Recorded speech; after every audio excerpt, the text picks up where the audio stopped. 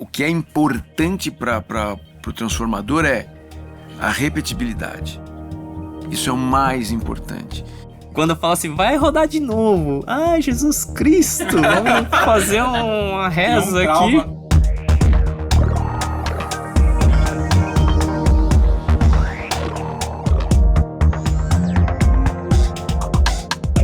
Olá, seja muito bem-vindo, seja muito bem-vinda. Você está no Conexão Flexo, o programa que traz o melhor do mundo flexo em um único podcast. Eu sou Tânia Galuzzi, jornalista, e tenho o prazer de apresentar o segundo episódio do Conexão Flexo, um programa que tem o propósito de conectar os convertedores com as melhores soluções. Aqui do meu lado, Felipe Santana, CEO da Estúdio Laser, o idealizador desse podcast do Conexão Flexo. Tudo bom, Felipe? Tudo bom, Tânia? Prazer aqui estar com vocês, né? Esse projeto ele começou há muito tempo atrás, né? Como uma forma de democratizar a informação, né? De uma forma que a gente conversa no dia a dia, né? Então, assim, no dia a dia a gente acaba conversando muito sobre isso e acho que é a forma que talvez o público possa se engajar melhor. Maravilha. Representando a Access, que é a empresa responsável pelo Conexão Flexo, junto com a Estúdio Laser, está aqui com a gente o Marcos Akio Tamura, gerente técnico para América Latina da Access. Tudo bom, Marquinhos? Tudo ótimo. Estamos aí novamente aí. A ideia realmente é compartilhar aí o máximo possível de informação para ajudar o pessoal aí no mercado. Aí. Maravilha. E mais uma vez conosco o Rogério Mani, que é presidente da EPEMA Embalagens. O Rogério atua há 48 anos no segmento de plásticos e também é presidente da ABF, que é a Associação Brasileira da Indústria de Embalagens Plásticas Flexíveis, e vice-presidente da Biplast Sindiplast, que é a Associação Brasileira da Indústria de Plástico. Rogério, que bom ter você novamente aqui. Olá, é legal, agora a gente tem um novo componente na mesa, o Jean, que vai ser apresentado. E estou aprendendo muito. Delícia. E completando a nossa bancada, a gente recebe o Jean Bond, que é diretor de vendas para a Conisul da GMG Américas. Tudo bom, Jean? Tudo bem, Tânia. Muito obrigado pelo convite. É um prazer estar aqui com vocês. Espero colaborar bastante aí nesse nosso bate-papo de hoje. E é isso, vamos lá. Pessoal, a gente vai colocar, lembrando que a gente vai colocar no descritivo do episódio, tanto no YouTube quanto nas plataformas de áudio, a gente vai colocar os links dos perfis de todo mundo, o site das empresas, para que vocês possam ter mais informações, caso desejem. Bom, como no episódio passado, e eu recomendo, se você ainda não ouvir, recomendo muito que você já coloque na fila para ouvir, porque esse episódio e os dois, eles estão muito perto, um vai complementar o outro, então peço que você coloque. Então, como no episódio passado, a gente vai começar pelo Rogério, pelo representante do convertedor, e eu vou te fazer uma pergunta, Rogério. Quando você ouve a expressão gerenciamento de cor, você sente aquele quentinho no coração ou um frio na espinha? Você tem umas perguntas bem interessantes e que deixam a gente embaraçado, né? Mas brincadeiras à parte, até dá um certo frio na espinha, realmente, de fato, pela complexidade do que é um gerenciamento de cores, né? Como falamos no episódio anterior,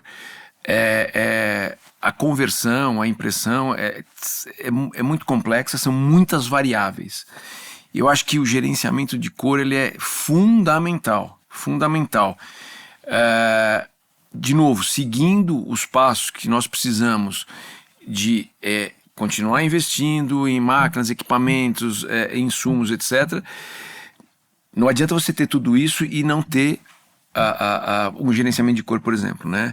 Que é onde depois os especialistas aqui podem falar muito mais do que eu, não sou tão técnico assim, aliás, não sou técnico, e podem nos dar as soluções, né?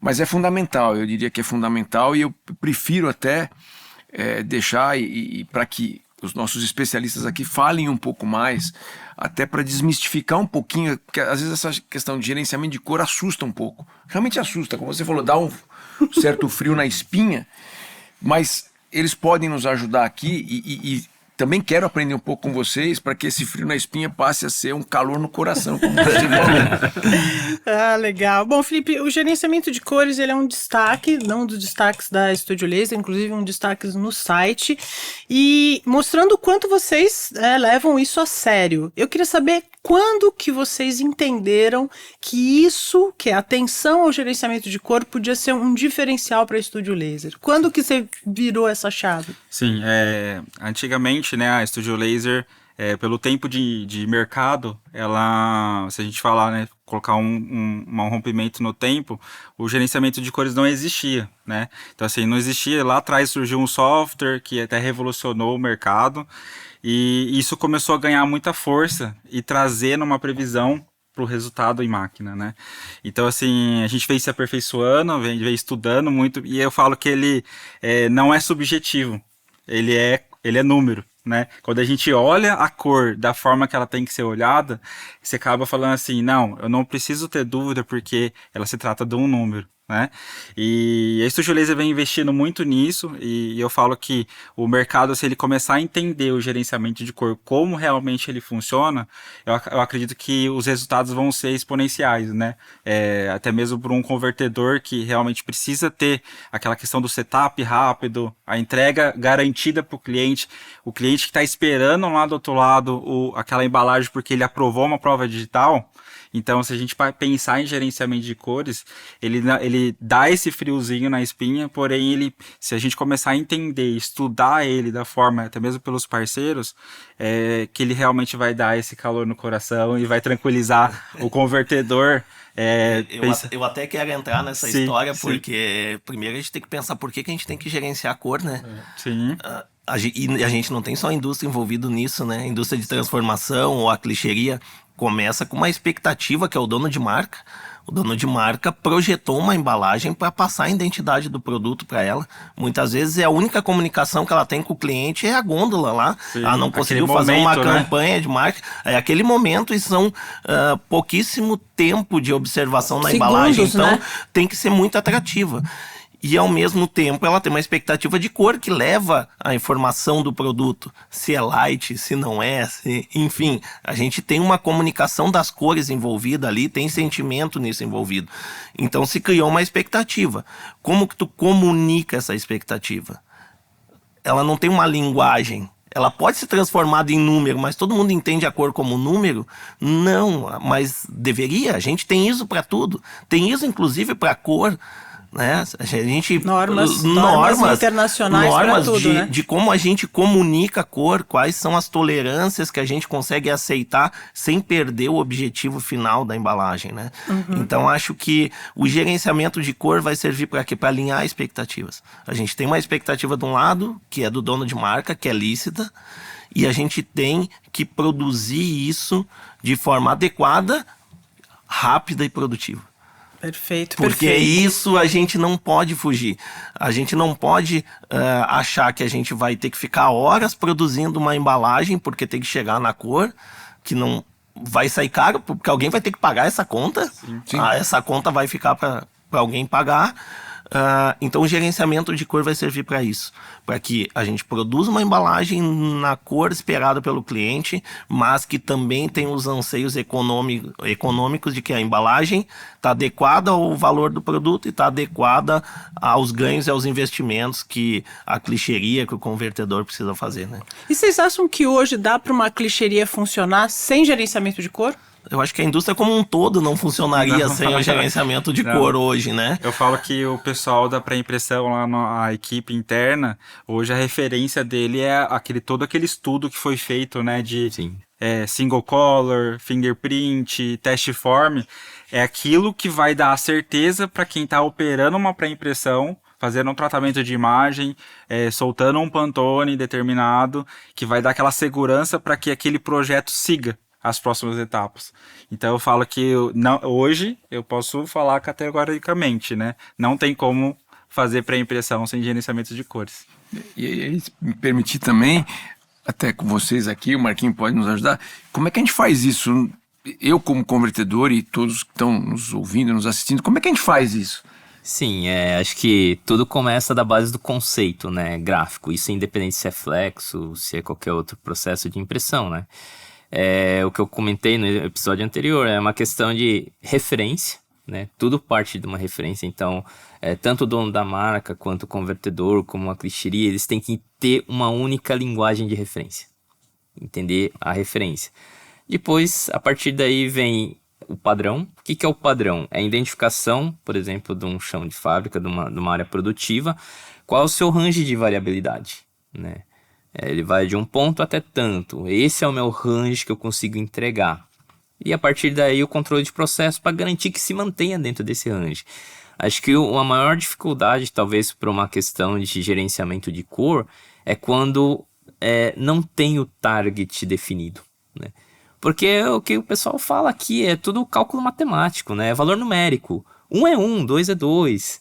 Agora, se 1 pode ser 3 ou pode ser 5, o software vai ter uma dificuldade de definir, né? E acho que aí é o ponto que pega, né? Muitas vezes a indústria tem uma certa dificuldade de entender qual é a referência que ele quer chegar. Pode ser vários tipos de referência, uma norma ISO, né, uma normatização internacional, ou até mesmo o convertedor, ele pode criar sua referência. Ele passa a ser a referência. Mas o importante é definir essa referência e passar para a impressão. Que aí entra a parte de gerenciamento de cor do software, que ele vai receber essa informação, transformar em valores numéricos, né, para todo mundo entender que 1 é 1, né? E aí dá a sequência no processo. Então acho que a primeira dica seria isso, né? Entender a referência que o cliente quer chegar, qual o seu range de variabilidade na produção. Mas como é que ele encontra esse range de variabilidade, gente? Aí Eu sei que sou jornalista e não sou gráfica, apesar de estar há 30 anos no setor. Como é que ele vai achar isso? Perfeito. Aí tem as dicas aí das ferramentas, né? Existem processos na clichêria onde... eu vou falar uma coisa aqui, às vezes alguns convertedores ficam um pouco meio assustados, né? Tampa os ouvidos, Rogério. Abre os ouvidos. Eu vou abrir. O que dificulta muito é assim, que eu vivencio muito no mercado, é a disponibilidade de máquina para criar as referências ou identificar as referências. Você tem que rodar, por exemplo... um step test, né? Uma ferramenta que vai identificar a tecnologia da clichêria, que tipo, hoje a gente tem 1 bilhão de tecnologias aplicáveis no clichê, né? Na placa de impressão. Não é antigamente que era uma borracha que simplesmente fazia transferência. A gente tem um monte de tecnologia embarcada ali, que seria as microretículas, então tem que definir qual a melhor microretícula, qual a melhor potência do laser. Então existe uma sequência, né? Tem que rodar um step test, depois um single color, depois um fingerprint para gerenciamento de cor, né? Se a gente pula algumas dessas etapas, alguma das informações vai ficar falhas ou não vai ter essa informação. E o gerenciamento de cor depende muito disso, né? Então a gente entende na indústria, né, na área produtiva, o tempo de máquina, né? Mas essa primeira informação ela é muito necessária, é muito importante. E é muitas das vezes aí que define se a sequência vai dar certo ou mais ou menos, né? Ou não vai dar nenhum nada de certo, né? Então a gente entende a dificuldade da indústria, a disponibilidade de máquina, mas isso é fundamental, né? E outra coisa que é muito importante para o pessoal entender, né? Rodou essas referências, imprimiu essas referências, tem que ser característica de produção. Eu já escutei muito na indústria falar assim: o Marquinhos tá vindo para rodar teste form. Meu, troca tudo. Põe anilox novo. Meu, tem que ser na segunda-feira, porque tá tudo zerado. E muitas vezes ele não imprime isso no dia a dia. Então o que eu falo? Dica pro pessoal. Qual que é o seu período de manutenção na fábrica? Roda de segunda zerado, sexta-feira é o dia de fazer manutenção. Vamos rodar o test form terça, quarta-feira, que é uma condição mediana. E ali é a condição real de produção, né? Nem é muito tudo novinho, nem é muito no final ali, que tá tudo já com certas dificuldades. Então, algumas dicas que vai definir se o gerenciamento de cor vai ser eficiente ou não. Vocês percebem que tudo parte da referência. Se começa errado, né? Se não usa o anilox que usa normalmente na produção, que não usa a dupla face que normalmente usa na produção, não usa a tinta realmente que é utilizada na produção, Se qualquer variável que você colocar ali na referência, ele não vai ser mais reprodutivo. O Marquinhos, né? pegando esse gancho, eu já me deparei, assim, o próprio diretor empresário fez todo um investimento parando a máquina. Só que aí em certa situação ele pegou, a gente fez toda a caracterização, teste form, gerenciamento de cor, validou, homologou, fazendo um item teste. E aí se a gente descobre no meio do processo que o diretor autorizou a mudar o fornecedor de tinta. E aí começa as variáveis do processo, né? Não que isso não deva acontecer devido a custo, devido a estar dentro de um mercado competitivo, porém ele tem que ser estudado. Sim, eu acho que aí você vai em um ponto que é legal a dica, né? A gente sabe, tem inclusive muitas empresas com duplo fornecedor, né? Dual supplier, até mesmo por uma questão de política interna da empresa. É o que eu falo, a referência. Você está com um fornecedor A, você vai precisar de um fornecedor B? Ok, você já criou uma referência com o fornecedor A. Fala pro fornecedor B, olha, isso aqui é o que eu tenho hoje. E é o que eu preciso receber. Sim. Né? Então, assim, não estamos limitando a questão de ter outros fornecedores, mas que os outros fornecedores sigam a mesma referência, né? A gente está falando, por exemplo, referência de tinta, como você citou, né? Passa o LAB, o LCH para o fornecedor seguinte, fala, ó, é isso que eu produzo hoje, é isso que eu preciso receber. Né? Então acho que tudo parte disso, né? A gente, óbvio, não quer limitar nada, até mesmo tecnologia, a tecnologia sempre está evoluindo, né? Outra dica também, né? Lançou um clichê novo, lançou uma tecnologia de microretícula nova, lançou uma dupla face que cola e descola super fácil, né? Mudou determinadas características que podem impactar na referência de cor.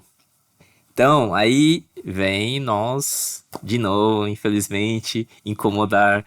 Por favor, senhor convertedor, eu preciso de sonoridade de máquina. Eu tenho que rodar um novo teste form, porque você incluiu uma variável, que agora eu tenho que contemplar no meu novo gerenciamento de cor, né? Então, acho que são esses tipos de dica, né? Que eu entendo a questão cadeia produtiva, né? Ora, a máquina é muito complexo, mas realmente, você alterou qualquer composto ou qualquer processo da sua cadeia produtiva, tem que validar se realmente teve impacto colorimétrico ou não, né? Então, isso é fato, tá?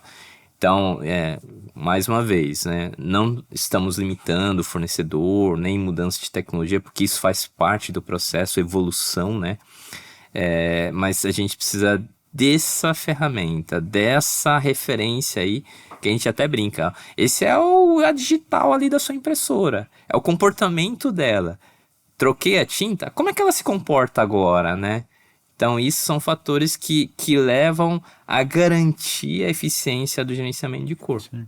E até pegando esse gancho e também fazer um processo onde você tenha esses dados e como que você vai utilizar esses dados, né, Jean? Tipo, é isso que é importante. E aí vem outras questões, né? A gente tem que ter uma padronização de produção, mas a produção é uma parte do processo de gerenciamento de cor. Então, nasce novamente lá com o dono de marca, criando a sua... Isso é o que eu quero, é o alvo, né? A gente não precisa ficar pintando o alvo, a gente primeiro dá o tiro e depois vai lá e pinta o alvo para dizer que acertou, né? Então, é ter um alvo claro. E esse alvo ele tem que ser reprodutível dentro do processo que está acontecendo dentro da indústria. Só que esse processo é dinâmico. A gente não pode, o Rogério está aqui, a gente não pode esquecer que às vezes não é uma vontade da indústria não manter o padrão, mas é fornecimento. A gente passou por uma pandemia que hora tinha um pigmento, hora não tinha, hora tinha um material, daqui a pouco já não tem mais, o outro orçou um material que tinha disponibilidade para um cliente, já está com um custo e não tem mais, vai ter que usar outro, enfim. Então, como que a gente usa as tecnologias para comunicar de forma rápida e eficiente as mudanças de produção, para que tudo se adapte rápido? Né? O teste form ele é necessário, muitas vezes não tem tempo para rodar teste form, mas tem tempo para repetir um trabalho, ou tem tempo para tirar um de máquina e botar depois. Então, como criar os processos e os procedimentos dentro das ferramentas para que as medições de produção se vá rapidamente para as clicherias, que todos os processos do gerenciamento de cor, as provas, se adequem novamente a esse formato. Eu acho que essa agilidade, esse tempo, a gente tem tecnologia que pode melhorar isso. Eu acho que esses são os próximos passos e os próximos avanços que o gerenciamento de cor vai promover. Porque hoje a gente mede muitas coisas de produção, mas guarda onde? Como que a gente armazena, como a gente usa esses dados, né? De que forma a gente pode usar esses dados? É para isso. Eu entender a cada medição que eu estou fazendo, ter alguém lá num painel olhando, poxa, mas meu padrão começou a fugir. Eu tenho que transferir esses dados para a clicheria porque a minha realidade de produção agora é outra. Ou eu preciso vir rodar um test form novamente, ou eu preciso fazer algum ajuste. Já teve situações, né, que até pelas tecnologias que o gerenciamento de cor tem hoje, até por isso que a gente investiu nessa tecnologia, é que você consegue fazer um test form e depois com acompanhamento de produção você consegue saber quais são as variações que estão tendo, vamos supor que seja um LAB da cor, e você transferir isso para o software e o software recalcular todo o teste form com base espectral, né, já, tipo, Sim, isso já é possível. Aí você vai entendendo, tipo assim, se você precisa realmente validar todo o processo novamente, ou se aquilo só foi uma variação que você ajusta de forma no software, né? Se são pequenos ajustes Isso. do processo, ou se a gente vai ter que ir lá e capturar umas informações mais complexas de produção. Mas eu acho que os próximos passos, a dica que fica é esse: avancem para guardar medições, para saberem quando que a tua produção começou a variar, quando que a referência começou a fugir, como comunicar isso rápido, né? Como a clicheria saber que essa variação aconteceu. Essas medições elas podem ser usadas desde que guardadas de forma correta e utilizadas de forma correta para informar como foi tua produção para um dono de marca. Uma reclamação de um lote de uma bobina, tu saber, ó, eu fiz a medição dessa bobina no meu controle de qualidade, eu tenho os valores colorimétricos dela, estão dentro de um padrão, não estão, estão dentro do que foi acordado na referência original do cliente ou não. Eu acho que o gerenciamento de cor, no momento que ele entender que os dados deles são importantes para essas comunicações e para essa validação do que foi produzido, a comunicação começa a ficar mais clara, o dono de marca começa a ver benefícios em informar acho que até mais facilitando coisas. o diálogo entre o dono de marca e o convertedor, né? Para que o convertedor também esteja resguardado daquilo. Mas espera lá, agora você está me pedindo uma coisa que você não pediu antes. Né? E existem todas as ferramentas para que isso aconteça. Existem ferramentas, né? hoje que a gente consegue fazer tudo isso. Né, ferramentas que se conectam com os instrumentos. A gente não está falando em investir em novas tecnologias de medição, não. As medições que já são feitas nos instrumentos que são feitos, elas podem ser armazenadas, podem ser produzidos relatórios, podem ser transferidas entre as diferentes entidades que estão envolvidas no processo, né, para que cada um se adeque e tome a atitude necessária dos ajustes. Né? Pelo que eu estou entendendo, acho que você pode gerar até um laudo. Sim, para ir, sim. como você falou, para ir para o cliente, ter uma segurança do que todo o procedimento foi concluído de acordo. Imagina que a gente consegue identificar se as medições foram feitas, por exemplo, de acerto de máquina ou são de produção, durante a produção, para saber a estabilidade. Caramba. Então, com os dados de medição dos acertos, eu consigo tomar atitudes em relação a melhorias internas da minha produção. Né? Preventivas. Poxa, eu tenho pouquíssimas medições na máquina A, eu já chego no resultado de cor. Já na máquina B, eu estou observando aqui que eu tenho que fazer muitas medições. O que ocorre na máquina B que não está com o mesmo padrão de repetibilidade da A? Então, esses dados de acerto podem servirem para isso. No momento que eu comecei a produzir, tem as medições de produção, eu posso emitir relatórios para os donos de marca, para o comprador daquela embalagem, dizer, ó, tá aqui o laudo de produção, ele não precisa saber dos dados de acerto para ele produção. não quer saber, né? para ele não interessa. Não importa, mas eu acho que quando a gente começar a entrar na era assim de vamos trazer a indústria para algo mais big data, mais tecnológico, mais TI, talvez esses dados possam nos ajudar a A gente tirar tá o frio, muito longe tirar o disso. frio da espinha e trazer mais calor pro coração, né?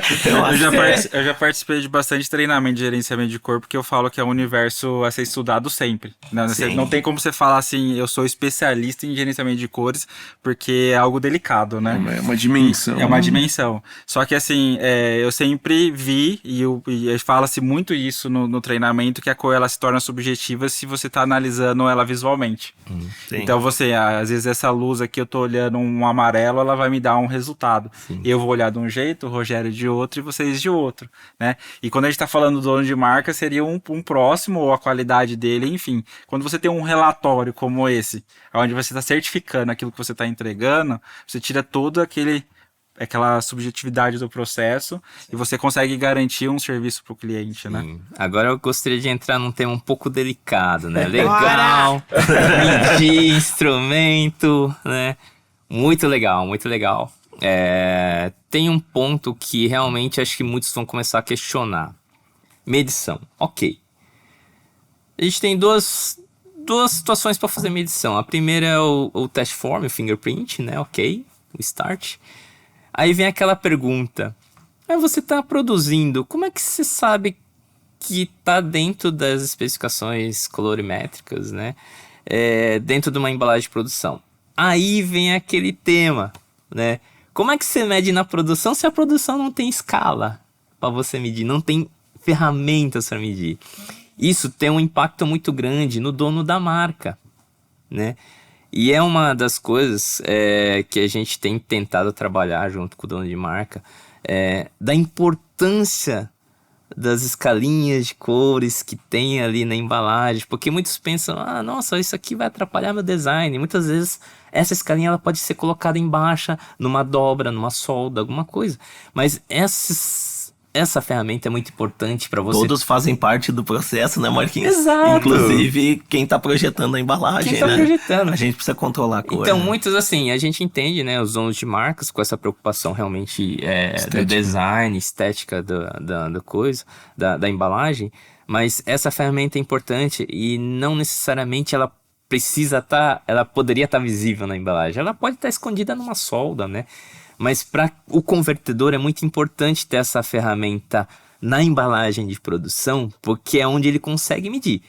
Porque realmente, né, se a gente não tem nada de controle numa embalagem de produção, ele mede aonde? Né? Onde que ele mede, né?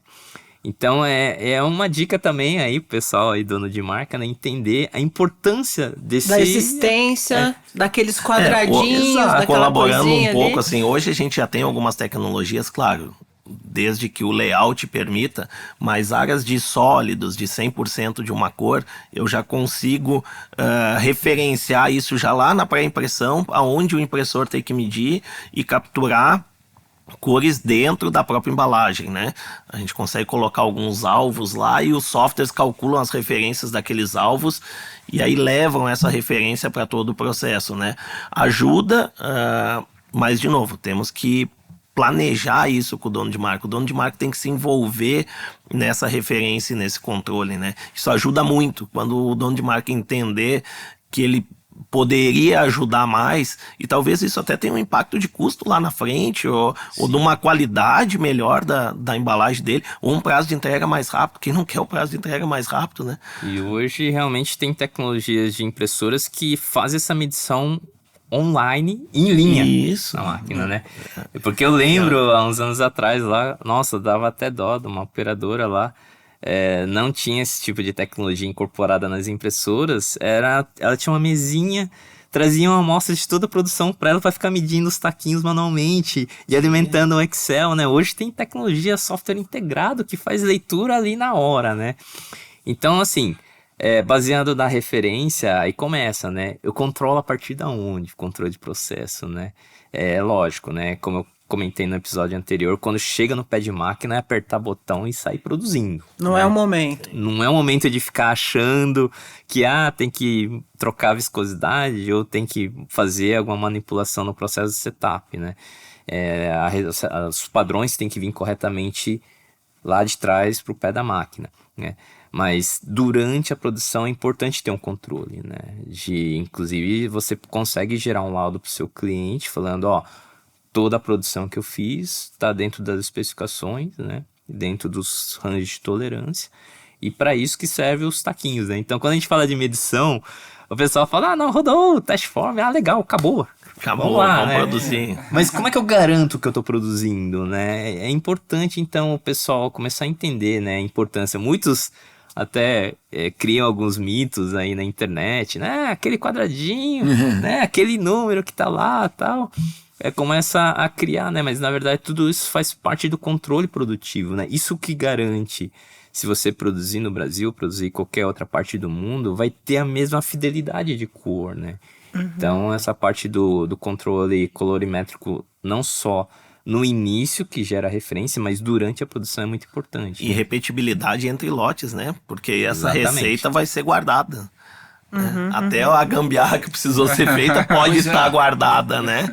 Ela pode ter uma receita ali que vai ajudar num segundo lote, numa segunda produção, para ter essa repetibilidade E esperada. vocês diriam que esse é um ponto mais sensível do gerenciamento de cor? Ou então fica a pergunta, qual é o maior desafio dentro do gerenciamento de cor? Eu sei que é uma coisa muito ampla que vocês estão falando. Que Envolver tem que ser sempre... todos. Eu Envolver penso todos. Fazer isso, cada um entender o papel que ele tem dentro Exato. da... Eu penso, Esse é o maior eu penso desafio. muito Cadeia isso, inteira. porque assim, quando acontece um problema, quem está em contato direto com o convertedor é clichêria e convertedor.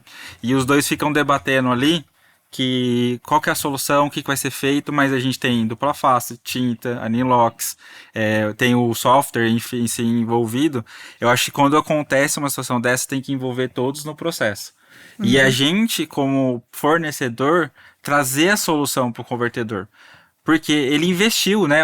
Por exemplo, tem uma máquina lá que gastou 15 milhões e não está dando resultado. Não está tendo um setup rápido, né? Então a gente precisa sentar, planejar, criar os processos. Eu acredito que o Marquinho pode falar até melhor, né?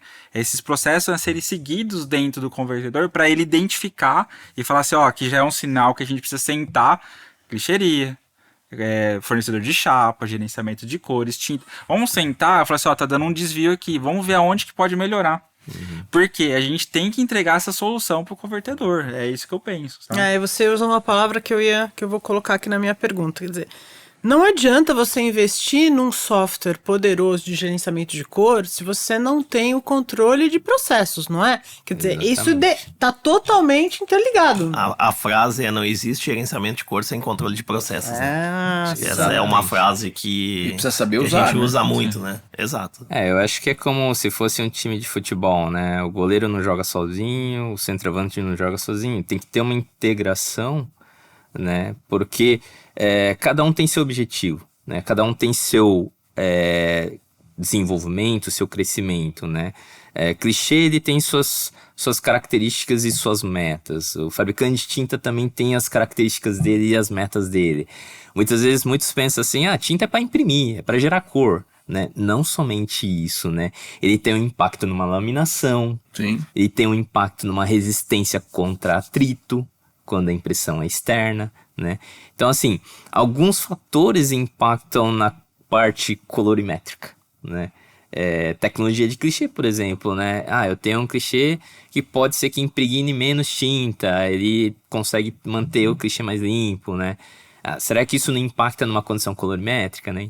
Então, é justamente isso. O controle de processo é fundamental, né? Eu até brinco assim que muitas empresas que eu visito, eu falo assim, sabe o que seria legal aqui e que me deixaria mais tranquilo? É uma engenharia de processo.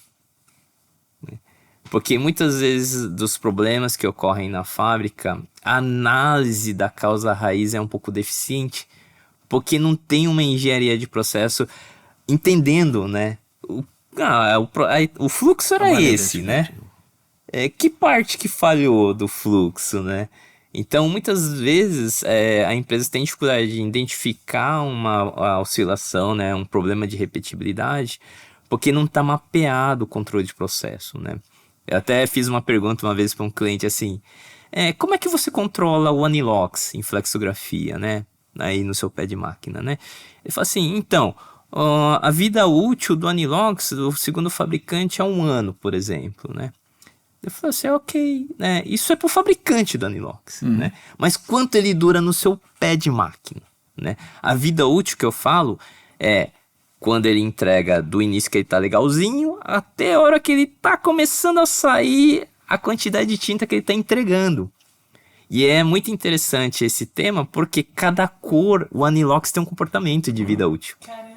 Então, por exemplo, o branco, acho que todo mundo de Flex sabe, o branco é o primeiro o anilox dá aquela Tudo tem capegada. branco. Praticamente tudo tem branco, né? Então o branco é aquele anilox que você tem que ficar mais de olho, né? Pô, ele é uma ferramenta ali que vai ter um problema Mais delicado. curto prazo, né? Aí vem depois o pigmento preto e aí vem a sequência das outras cores. Então é isso que é importante num controle de processo, né?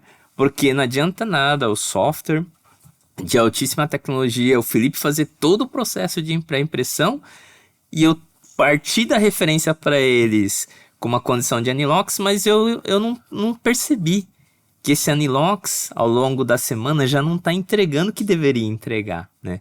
Então, toda essa previsibilidade, ela está vinculada ao controle de processo. Então, eu falo hoje, não só na área gráfica, mas qualquer outro tipo de indústria, o controle de processo é fundamental. Ele é o que vai garantir repetibilidade. Se você não sabe quando você tem que tomar uma vitamina e em que período você tem que tomar, você não vai ter eficiência. Continuar com a deficiência. Exatamente. Lógico, então acho que parte por aí. Agora, Felipe e Rogério, vocês acham que está muito longe? Vocês conseguem, na prática, envolver, né? Porque a gente estava falando do envolvimento de todo mundo, inclusive o cliente. Vocês têm conseguido, na prática, ou está muito longe? A gente aqui no Brasil está muito longe de conseguir sentar, ter tempo para essas pessoas sentarem à mesa e conversarem. Como é que tá isso? A minha opinião é que falta o tempo. Isso é a nossa dinâmica do dia a dia, ela acaba atrapalhando um pouco isso. Mas eu vejo que assim, vem acontecendo evoluções, né, nessas conversas. Eu particularmente eu gosto de ter relacionamento com todos os fornecedores, até para entender a parte deles, né? Porque às vezes está acontecendo alguma coisa no convertedor que não está atrelado especificamente a uma pré-impressão ou um clichê. Mas se a gente tem essa conversa e tá fazendo um projeto no convertedor, a gente começa a falar assim, a gente percebeu uma variação aqui, a gente já precisa começar a sentar e pensar num projeto novo lá para o convertedor X ou Y, né? Então essa união entre os fornecedores, eu acho que ela é extremamente importante. Mas ela não acontece, eu acredito pela dinâmica do dia a dia. Não né? acontece no tempo que a gente necessitaria, talvez, né? O que eu vejo também é que as empresas elas estão se capacitando cada vez mais.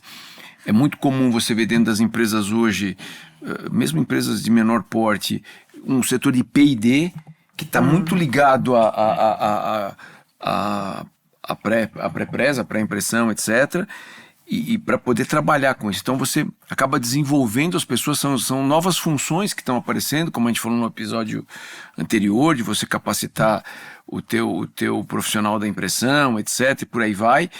E você começa a ter uma integração maior. E de novo, não é porque é legal, porque é bonito, é porque precisa, porque é necessário. Né? Você vai ter que fazer isso. Você comentou que as máquinas hoje, os equipamentos, eles acabam vindo com bastante dados de software, etc. Mas é muito comum a gente não usar isso que tem na máquina. Na própria máquina que você comprou porque custou caro, você tem lá, e aí o fabricante fala assim, pô, mas você tem isso daí. A gente não viu tal. Então, cada vez mais você precisa ter uma mão de obra muito mais qualificada também. Aí eu acho que eu posso colaborar pra um pouquinho, evoluir. Contar um pouquinho assim de como a gente vem procurando levar o nosso desenvolvimento, né? Porque o conhecimento tá difícil de a gente propagar ele. A gente não tem mais a mão de obra que a gente gostaria de ter, falta gente. Então a gente fala em gerenciamento de cor, nossa, mas aí tem que ter um cara de colorimetria, o cara tem que saber teoria de cor, tem que saber um monte de coisa. É legal que ele saiba, mas hoje os softwares estão trazendo essa cultura embarcada para pensar por talvez a falta de mão de obra. O software dizer, isso é bom, isso é ruim, baseado em alguns dados. A gente vem melhorando a quantidade de informação dentro dessa tecnologia para que a tecnologia ajude a chegar a uma conclusão mais rapidamente, que nos auxilie profissionais que talvez são muito bons, mas que ainda estão em processo de desenvolvimento, de aquisição de conhecimento, e que ele já consiga desenvolver um bom trabalho dentro da indústria com o auxílio dessas tecnologias, com essas informações embarcadas. Né? Mas, Jean, você acha que isso abre portas também para outros tipos de profissionais que normalmente a indústria gráfica ou a indústria de conversão não atrai? Você acha que isso pode chamar, sei lá, tecnologia da informação? Não sei, estou viajando aqui, mas você acha que pode atrair? Eu acho que pode ser um gancho para a gente começar a atrair profissionais de outras áreas, né? Até assim, nos bastidores, né, eu comentei com a Tânia, né? Querendo, o objetivo é democratizar a informação, mas acho que cabe a gente a estar divulgando mais o que a gente faz, porque assim, é um trabalho tão legal, tipo, eu sou apaixonado pelo que a gente faz, então assim, você pegar uma embalagem no mercado, né? Minha esposa nem leva eu no mercado, porque eu fico olhando, o tempo que você perde no mercado. Demora o dobro de tempo. Demora o dobro, aí você fica olhando, aí você já vê quem que fez, enfim, né? Mas você divulgar isso de uma forma que atraia a mão de obra, porque a gente trazer esses talentos para dentro da indústria gráfica e eles entender que realmente tem tecnologia envolvida, é um processo interessante, eu vejo que a gente precisa trabalhar isso, né? Eu acredito que algumas organizações já fazem isso, né? Mas cabe a gente também estar divulgando, né? Então isso é bem interessante. Jean, uma pergunta para você, acho que provavelmente você é especialista aí no sistema de gerenciamento de cor, na parte de software, né? Os benefícios, assim, para um convertedor, né? Principais, né? De um cliente investir na tecnologia de gerenciamento de cor, né? Software. Eu queria que você comentasse um pouco, né? Porque, eu meio que por cima, né? Eu sou atuando em vários segmentos aí, em várias partes do processo. Eu entendo algumas coisas. Por exemplo, ganho de tempo, né? Que nem a gente fala, fica toda hora rodando test form, né? Eu percebo que os softwares têm evoluído para alguma coisa que você faz uma leitura mais simples. Acho que seria legal, não sei se você consegue explicar um pouquinho sobre as vantagens que o convertedor vai ter com isso, né? Não, acho que é isso. A tecnologia avançou, principalmente quando a gente migrou para o uso de dado espectral. É um termo um pouco mais técnico, mas a gente parou de usar uma informação simplificada. Mas então falou dado mais técnico, pode explicar. Que é isso aí? Como é que você falou? Traduz. O que é? Vamos lá, o dado espectral. Toda cor ela é uma reflexão de luz, né? E antes a gente convertia essa reflexão de luz para um valor LAB. O LAB, na verdade, é uma linguagem que a gente extrai de um dado espectral. Mas ele é só uma cor. O DNA da cor é o dado espectral. Entendi. E a gente começou a fazer os cálculos já para gerenciamento de cor em cima de dado espectral, que trouxe uma série de facilidades. Eu não preciso de mais tanta informação de sobreposição das tintas para poder acertar ou ter a predicção de quais as cores vão ser resultantes daquela sobreposição. Eu já não tenho mais um conceito só de prova digital, eu começo a ter um conceito de simulador de impressão. Então, se tiver que trocar uma sequência de tinta em produção, em máquina, eu consigo fazer uma prova, eu consigo preparar as imagens para uma nova sequência. Então, esses dados espectrais permitiram isso. Quais foram os benefícios disso? Menos teste forma em máquina, uma comunicação mais fácil de produção com pré-impressão, com clichêria. Isso traz um simulador de impressão lá, a prova final mais assertiva em relação ao que vai ser produzido, então isso diminui setup, é menos tempo de acerto. Esse dado espectral, ele também conversa com o laboratório de tinta para produção de tinta, então antes mesmo de se colocar em máquina, a gente já consegue saber se uma tinta vai ser produzida de forma adequada para aquele trabalho específico, né? Previsibilidade para o fabricante de tinta, hein?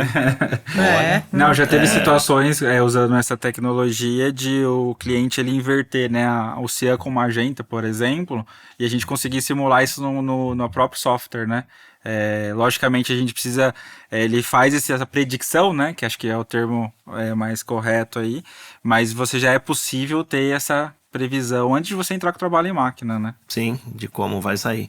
Então acho que falando em benefícios é sempre focar numa produtividade maior, um resultado de cor mais previsível, né, de a gente conseguir comunicar com o dono de marca, isso aqui é o que vai sair, a gente botar em máquina e realmente sair. Eu acho que esses são os principais pontos. Menos trabalho em rodar test form, em ficar toda hora fazendo parada de máquina, né? E quando parar, conseguir fazer isso no menor tempo possível, com a menor quantidade de material possível, né? Rodando test forms menores. Então, realmente, a tecnologia vem para dar uma melhora na previsibilidade, né? Isso é interessante, né? Que é fundamental quando a gente está falando, Sim. sobretudo, de embalagem. Agora, pensando aqui, né, vamos imaginar aqui que eu sou uma clichêria, ou eu sou um convertedor e as coisas não estão caminhando bem na minha empresa e eu quero arrumar minha produção. Arrumar a casa. Gente, eu queria arrumar a casa. Queria ouvir de vocês, por onde começar? Eu devo começar pelo processo, eu devo começar pelas ferramentas, eu devo começar pelas pessoas? Por onde que eu começo? Eu tô aqui... Eu falo que assim, pela experiência que eu tenho, né, é você fazer um alinhamento expectativo. Não adianta nada você falar de gerenciamento de cores se lá no pé da máquina ele não tiver um equipamento para medir a cor.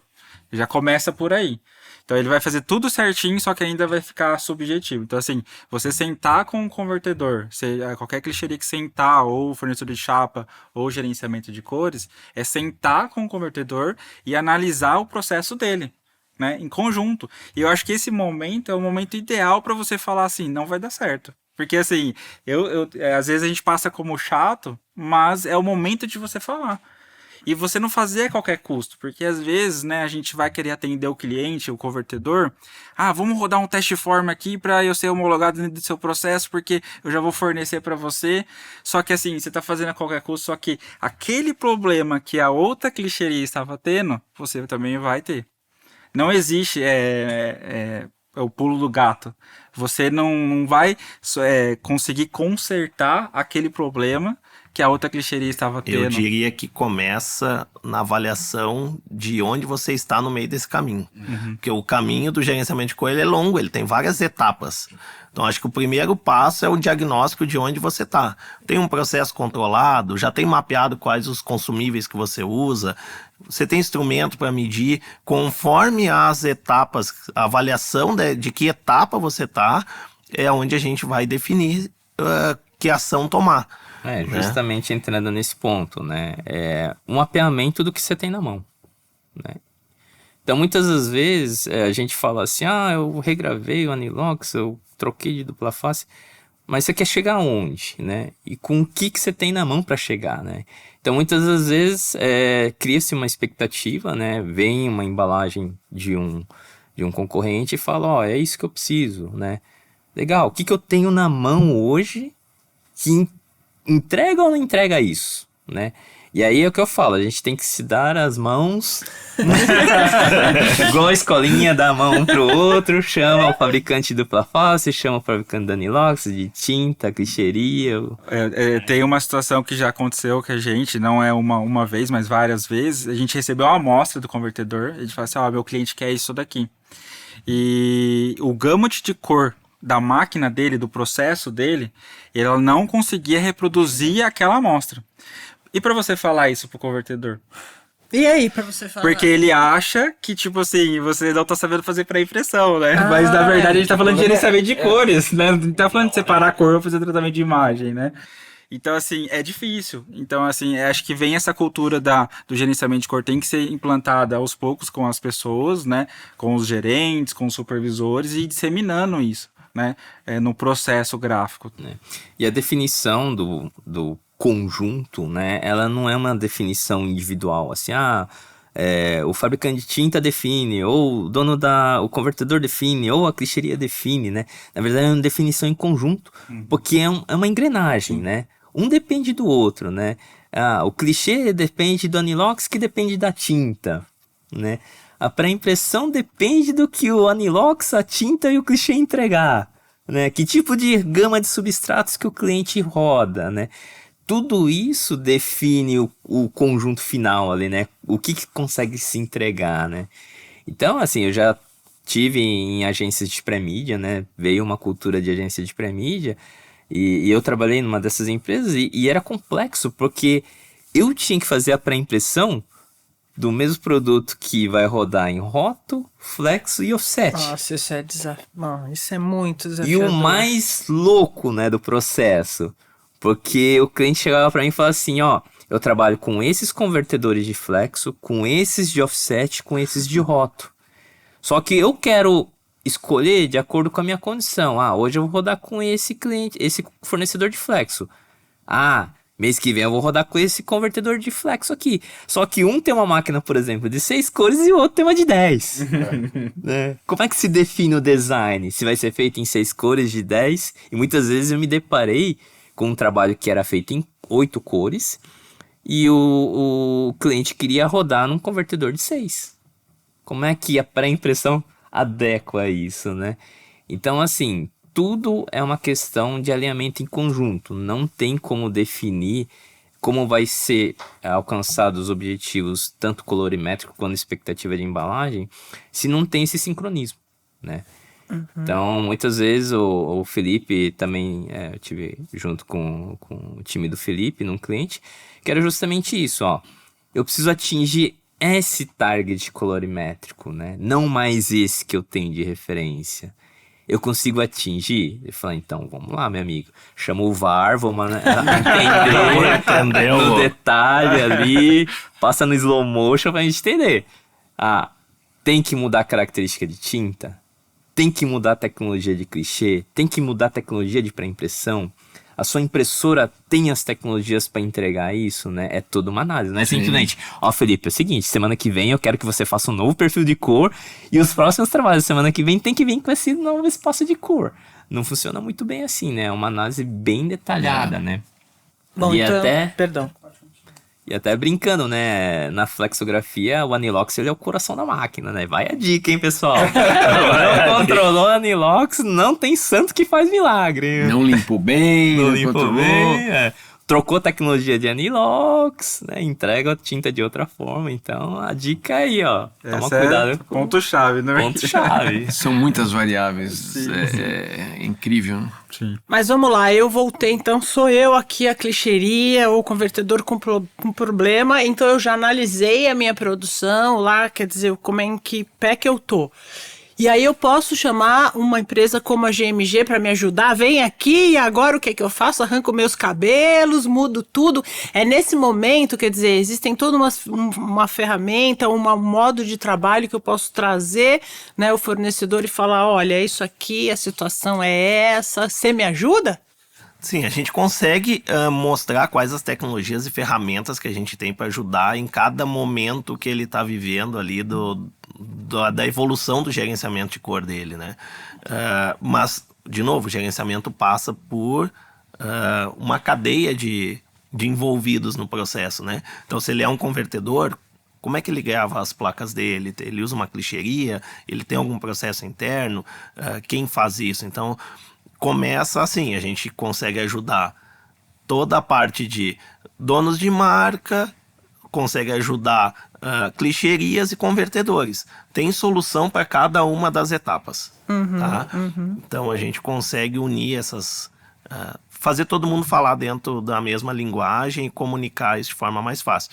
Mas sim, a gente pode colaborar, assim como o Marquinhos pode colaborar quando entrar nessa esfera que tem as placas, as tecnologias de gravação, porque não é só controlar a cor, né? A gente também tem que imprimir bem, né?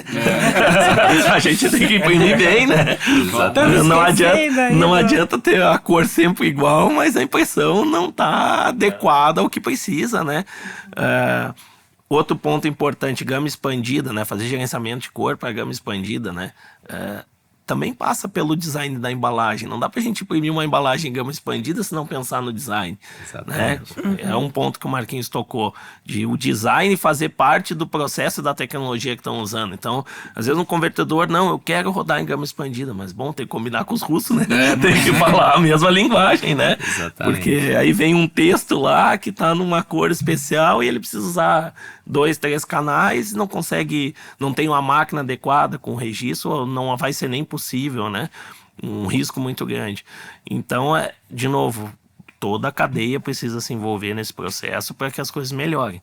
Talvez seja um pouco utópico em algum momento, porque é um diálogo difícil, mas eu acho que esse podcast também traz esse papel de alertar a todos que estão participando da cadeia de flexo, de produção de embalagens, que, poxa, cada um tem... Se cada um der um pouquinho de si para ajudar nesse processo, talvez o todo comece a evoluir, a né? dica é, se você é um convertedor, né, chama o seu fornecedor de tinta, anilox, lixeria, senta numa mesa e faz um projeto. Esse seria, acho que, a dica principal para que aí você consegue mapear todo o processo e chegar na referência que você quer propor para o seu cliente ou dentro do seu processo, né? Então, a dica principal, acho que é isso daí. É a união dos fornecedores para fazer o cliente atingir a E referência. aí identifica as tecnologias para guardar todas essas informações lá dentro, como vai ser mapeado, como vai ser controlada essa produção. Acho que Bom, esse é o entendi. ponto Então, quer dizer, eu principal. tenho que entender o meu processo e eu acho que saber onde eu quero chegar, né? Né? E a gente está totalmente linkado um com o outro. Ninguém, de novo, a gente não consegue fazer nada sozinho.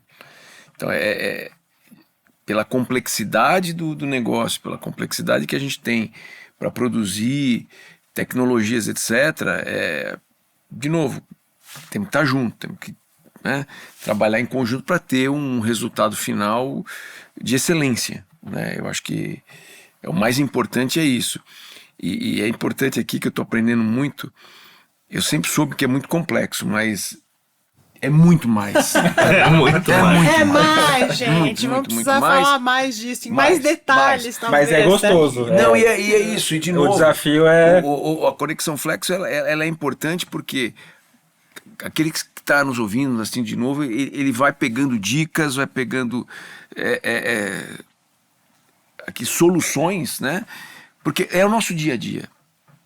É problema o tempo todo, né? Então, por mais que você faça, é problemático, porque são as variáveis que estão caminhando ali. Então, você mesmo falou, questão de tinta, etc. Você pode ter um gerenciamento perfeito, mas você tem que olhar o todo, né?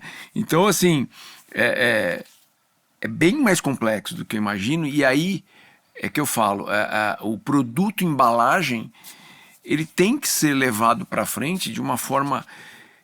Eu até falo pro nosso pessoal, tem que ter orgulho do que a gente faz. Você tem que vibrar com o que a gente faz, porque é uma obra de arte que você está fazendo. Você não está, como acho que você comentou, né? Antigamente era um carimbo, né? Era um carimbo rotativo ali. Tum, tum, tum. Não. Hoje é uma obra de arte. Eu falo pro nosso pessoal interno lá, que estão na conversão, eu falo, vocês têm que ter orgulho do que vocês fazem, de ir ao mercado e olhar aquilo que você fez. Sim. E você ser o autor. O seu próprio o inspetor de qualidade e o autor daquilo que você fez. Olha como é importante o que vocês estão fazendo. Porque é uma obra de arte. Você pega impressões, projetos que são maravilhosos. Sim.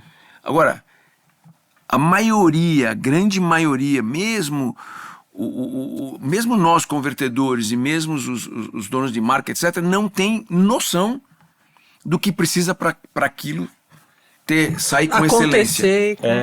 Inacreditável. Tem história assim, quando eu era criança, época de escola, né? O pessoal perguntava o que meu pai fazia, né? E eu também não sabia explicar exatamente com detalhes, porque era criança, né? Aí a gente acabava falando assim, é tipo um carimbo. E hoje ainda eu ouço isso para você explicar para quem tá de fora, porque assim, é engraçado quando você vai explicar o que a gente faz, a pessoa ela só faz assim, entendi, mas você percebe que ela não entendeu.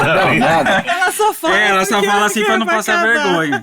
Então assim, é algo tão legal o que a gente faz, e isso realmente tem que ser valorizado. Quem imprime, quem faz a chapa, quem tem a tecnologia, claro, quem faz a pré-impressão, porque é um mercado que é pouco disseminado e pouco valorizado nesse sentido, exato, né? A gente não é um carimbo. A gente eu não costumo dizer que é a pergunta mais difícil que eu tenho para responder quando alguém fora da área pergunta o que tu faz, né? Pera um pouquinho, pera aí. E é interessante porque muita gente, do que a gente está discutindo aqui, acha que é super fácil, que assim, não, mas é legal, né? Você põe ali... É um Ctrl+P. Põe aqui, exatamente. E a minha resposta é a seguinte, o que mais tem dentro de um supermercado? É arroz, é feijão, é bebida? Aí a pessoa fica pensando, diz, não, é embalagem. Todo produto tem uma embalagem. É o produto que mais está presente dentro do supermercado. É o setor que mais está presente dentro do supermercado. E as cores têm que sair bem. Acho que o Rogério deve ter dados melhores. É um dos mercados de impressão que mais cresce, né? Tipo, Em relação as outras tecnologias, em relação a rótulo, É. né? Não, sem dúvida. Como eu falei anteriormente, hoje a Flexo não deve quase nada para rótulo. Né? E isso é uma tendência global. Né? Eu não tenho esse número, mas imagino que 80% hoje de novas entradas e novos investimentos é em Flexo, não em rótulo. Né? Por toda a tecnologia que vem vindo. E a gente vê uma tendência até de quem imprime rótulo comprando a máquina Flexo, né? No mercado. Sim. Porque a tecnologia, elas vem tão rápido, porque você, como clichêria, hoje a gente tem uma placa nova, o fabricante de tinta, a gente desenvolveu aqui o gerenciamento de cores acontecendo, quer dizer, eu não sei se eu vou falar uma besteira, mas hoje assim, o Pantone, não sei mais se ele é tão... Né? Claro que tem a sua função e tal, mas assim, o gerenciamento de cor é muito além do Pantone. Eu não sei se estou falando besteira, não sou técnico, mas você vê como a evolução vai, né? Antigamente era assim, todo mundo queria... Custava caro pra caramba aquele... A escalinha. a escala. Pantone. Hoje, e para nós, o que é importante para o transformador é a repetibilidade. Isso é o mais importante. Eu tenho que ter tudo armazenado, como vocês falaram, tudo guardado, porque eu preciso repetir exatamente igual. Justamente eu gostaria de entrar nesse tema, né, da repetibilidade. Acho que todo mundo que trabalha em Flexo É importantíssimo. tem essa dorzinha da repetibilidade, né? Quando eu falo assim, vai rodar de novo. Ai, Jesus Cristo. Vamos fazer uma Que reza um trauma aqui. no item do job. Não, e só pegando teu gancho, que eu já presenciei, quando você repete, e aí nós falamos de você enxergar, e o cara fala, não, tá igual, não tá igual. Não tá igual. Quer dizer, e aí você faz todo investimento, todo o processo, e o cara não cumpre o procedimento, e aí dá dor de barriga, como você vai falar agora, e dá a solução pra gente, que eu preciso repetir exatamente igual. Quer dizer, simplesmente, como você falou, aperta o botão e vai sair igual. E a expectativa, Por que não né, acontece? acho que todo cliente final se ele já me entregou a embalagem mês passado, esse mês vai sair igual, né? Porque é só reimprimir, né?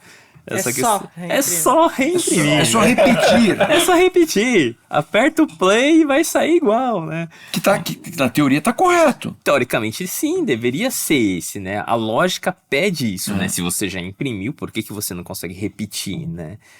E uma das dores que eu acho que todo convertedor que está escutando a gente aí sabe o que é a complexidade da repetibilidade, que é justamente uma oscilação dentro daquilo que a gente comentou, né? Do controle do processo, alguma parte deu uma variada fora do que era previsível, né?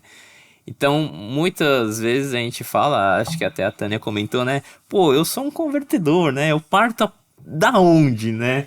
Porque eu tô com a dor de barriga aqui, eu preciso de um remédio, né? Então, parte justamente da análise de todo o fluxo da cadeia produtiva, se ele está garantindo os padrões que foram passados, né?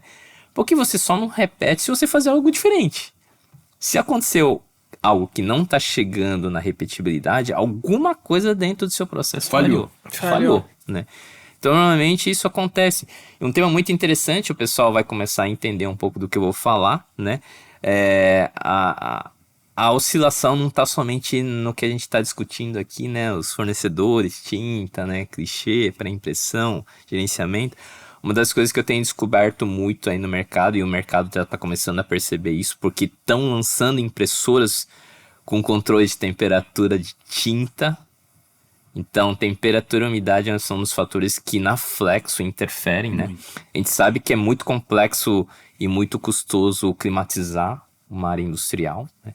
Então, por isso que as tecnologias estão vindo aí, impressoras com sistema de refrigeração de tinta na unidade de impressão, porque são dos fatores que impactam, tá? Calor, frio, E o umidade. Brasil a gente sabe como é que é bem adverso, né? Então, são um dos pontos que são interessantes de entender e controlar. Colocar nessa variável dentro do Colocar processo. nessa variável, Uma tinta, por exemplo, dependendo da região, eu já cheguei a presenciar tintas chegando a 37 graus no balde. Caramba. Tinta solvente. O que você acha que acontece com solvente a 37 graus, né? Eu acho que ele dá um tchau e Mas aí, ó um tema, hein? Ó um tema pra gente fazer um outro Mas assim, Conexão toda Flex, essa hein? complexidade, né? Talvez alguém que ainda não começou ou tá muito no início do gerenciamento de cor se assuste e diga assim, poxa, mas é muita coisa para fazer. O recado que eu deixo, comecem. Exatamente. Sim. Qualquer coisa que você fizer é melhor do que Do ficar parado. do que nada. Então Perfeito. comecem fazendo alguma coisa, comecem com os controles o mais básico possíveis, mas comecem, né? Não fiquem esperando que vai vir uma solução milagrosa, porque é árduo, é um trabalho, é contínuo. Rodar Mas um dá teste resultado. form não vai garantir que você já resolveu o problema, porque se amanhã você mudar uma condição de impressão, já perdeu todo aquele trabalho. É um trabalho do dia a dia mesmo, tem que estar culturalmente inserido dentro da empresa, mas comecem, não fiquem parados. Maravilha. Bom, gente, estamos então agora nos encaminhando para o final do episódio. Quero agradecer muito a presença de todos, ao Felipe, ao Rogério, Marquinho, Jean. Obrigada, gente. Obrigado a vocês terem participado. Esse projeto aí, a gente quer realmente levar conhecimento. Espero que o pessoal tenha pegado algumas dicas aí dos especialistas, né? E a gente possa ter os próximos episódios, levando mais ainda conhecimento pro pessoal. Obrigado pelo convite, aprendi muito. Fiquei um pouco assustado, confesso. Ele vai voltar Mas meio cabreiro. Mais incentivado a, como ele falou, a fazer o que tem que ser feito. Porque a cobrança é cada vez maior, né? Isso é importante. E de novo, excepcional programa, de uma forma, como você falou, descontraída, e que a gente possa passar, principalmente vocês, algumas dicas, soluções para quem está ali nos ouvindo. Eu acho que é uma coisa que eu sempre falo você passar o conhecimento para frente, né? Então vocês que são técnicos têm que passar esse conhecimento para frente, a gente não fica com ele. E o convertedor precisa de ajuda, isso é fato. Então muito obrigado e muito obrigado pelo A convite. gente que agradece. Também agradeço, acho que é importante isso que o Rogério falou, disseminar informação, né? Acho que o podcast está aqui para isso, né? O intuito também principalmente isso, auxiliar, né? Quem nos escuta aí, justamente para ter mais a informação, né? A gente sabe que o mercado tem essas dificuldades de informações, né? No segmento gráfico, e acho que essa idealização aqui foi excelente, aí só tenho a agradecer a participação de todos. Obrigada, Marcos. Obrigado pelo convite, adorei participar aqui, eu acho que a gente tem que repetir mais. Se me convidarem, virei com certeza, podem chamar. Espero ter colaborado aí com o nosso bate-papo. Obrigado. Maravilha, gente. E espero você, ouvinte, você que está assistindo, que você tenha gostado. Compartilha, dá o seu like, reclama, sugere temas. E agradeço muito pela audiência. Muito obrigada, um grande beijo.